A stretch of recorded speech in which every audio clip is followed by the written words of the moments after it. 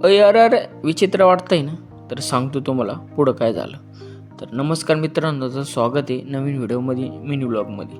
तर आज होती मकर संक्रांत. तर मकर संक्रांतला सगळे मित्रपरिवार सगळे आपण पतंग उडवतो. पतंग उडवणं म्हणजे आपलं हडजवळचं काम आहे. म्हणजे आपलं आवडतीचं सण म्हणजे मकर संक्रांत. अरे कागदाचे पतंग बनवून उडवेल तुमच्या भावाने. त्यानंतर मग पतंग वगैरे घेऊन वरती आलो होतो धाब्यावरती उडवायला, पिपाणी वगैरे घेऊन. कारण की कसं आवाज कसा आला पाहिजे, आपला टाईट आवाज आला पाहिजे काटल्यावरती. मग काय कन्नी वगैरे बांधून सोडला पतंग. तुषार भाऊ पतंग उडत होते.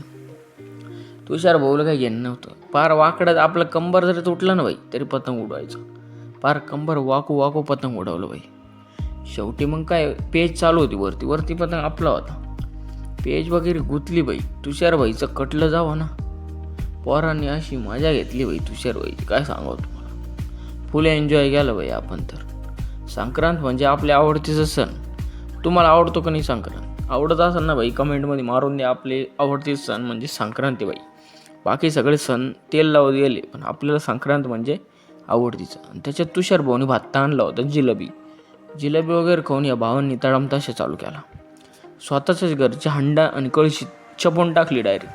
त्याच्या पप्पा वरती आले होते शेवटी, तरी थांबले नाही पोर. तरी वाजू